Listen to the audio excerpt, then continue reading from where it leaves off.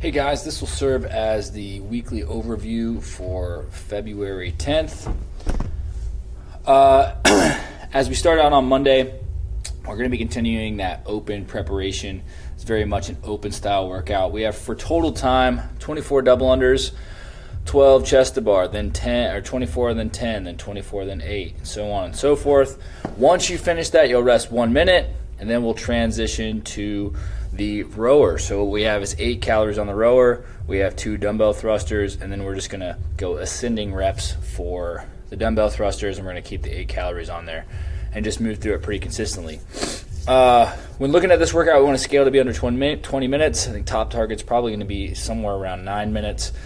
Really looking at just learning how to move efficiently through these pairings. You know, the pull-ups will get fatiguing, but as you know, the sets are going down. So those of you that have that kind of volume and capacity, this is where you really do try to push very fast reps. All right, this whole workout really is about pushing really hard and fast reps on the non-monostructural movement. So the non-monostructural movement for this would be the chest to bars or the thrusters. So that's where we want to really try to move the speed, and then we kind of regulate the entire tempo of the pace by how quickly we can do double unders and calorie row. So if we can push that, we want to push that, but we want to make sure that that's kind of where we're adjusting the intensity for the day. If you know it's only 42 pull-ups, right? So it's not like a ton of volume here today. So if you do have chest to bars, this is a good day to kind of to test it out or to try to train it. And then, you know, same thing with the thrusters. Not a lot of volume here. We're really working on transitions and your ability just to continue to push and be able to just, maintain that high intensity for roughly 10 minutes. So I think it'll be a good one. Transitions are really going to come into a factor here, though. So try to be smooth with your transition on and off the rower or in the double under as well. After that, we have banded rows, just working on pulling the shoulders back, and hollow rocks. Okay, so just basically just a accessory work for pulling and gymnastics. Okay, on Tuesday we have 10-minute EMOM. On the odd minute, we're going to do 50-foot farmer's carry right into as many reps as we can in the handstand push-up. That doesn't have to be one set, so we can just break that up however we want. If we don't have handstand push-ups, doing a dip or even a push-up is fine today. That's kind of how we scale it. Or a pike push-up, those are fine. After we finish that 10 minutes, we're going to rest 5 minutes, and we have another 10-minute EMOM, which is going to be 8 to 12 dumbbell bench press, which are 2 reps from failure. So that first set should really be, 12 reps, and it should be close to failure, and you'll probably see that kind of drop off, and at the lowest amount that we're going to get today will be 8 reps. So, push that dumbbell as best you can. And on the even, we just have an 8 to 10 strict toes to bar leg raises. So just working on that strict core and control all the way up, all the way down, keeping your legs as straight as possible. Okay, so today is really more of a gymnastic volume and strength day. Okay, so just working on the efficiency on the handstand push-up or strict handstand push-ups if you have them, and then just accessorizing that with some upper body pressing, strength, and hypertrophy. All right, on Wednesday, we have deadlifts, another cluster set, 1 and 1. We'll rest 3 to 5 seconds. We're just going to add 5% from last week. So whatever you had, you're going to add 5%. That's what we're going to be looking to do. Again, there'll be quality reps, working on getting set and pulling hard off the floor and then resetting. That's what the goal is going to be here. After that, 5 rounds for time. You have 15 and 12 cal bike, 10 box jump overs, and then 5 hang power cleans at 155, 105. RX plus will be 185, 125. Okay, top target here, sub 8 minutes. I think if you're moving really efficiently, being able to push the bike, that's really what you're looking for.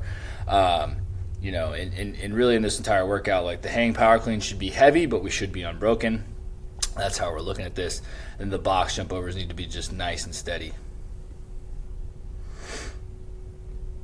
On Thursday, we're going to be doing another one of those quality movers where we're actually kind of adding in some other movements, instead of just doing monostructural movements, as we try to get more movements in during the week to kind of prepare us for the open.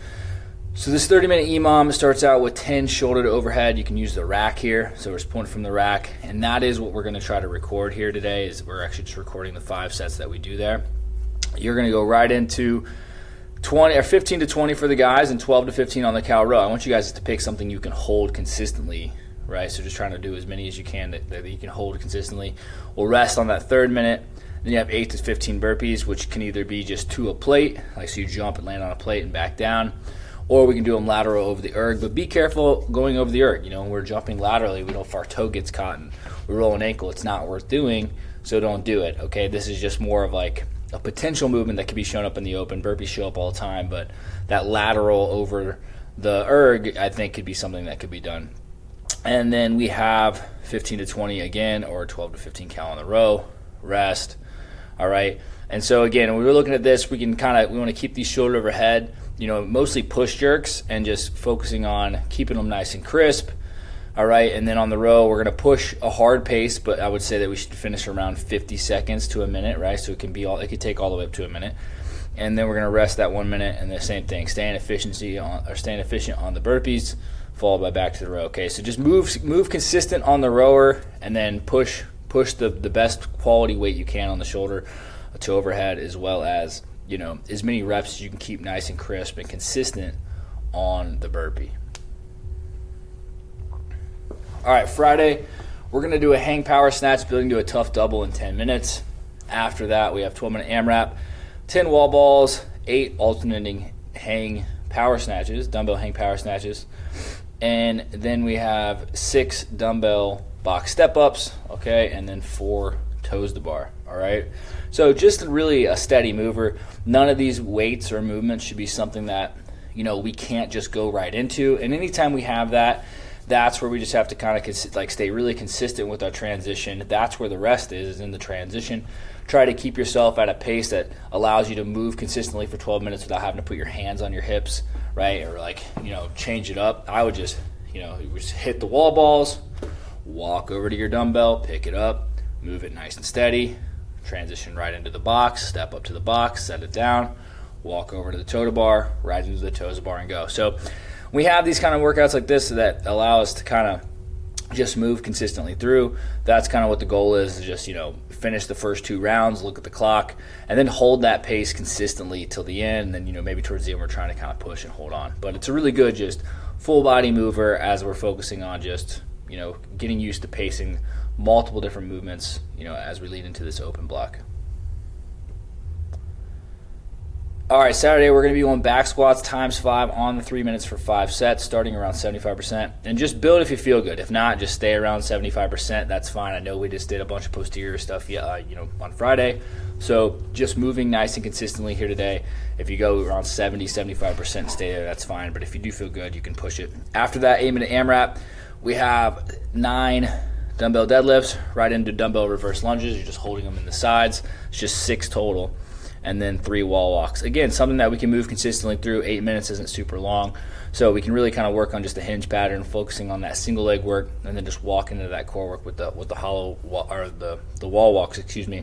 If we have to scale the wall walks down, we're either just walking up as high as we can, or we're going into an inchworm walk where we're walking our hands out as far as we can and then walking them back, staying on the floor.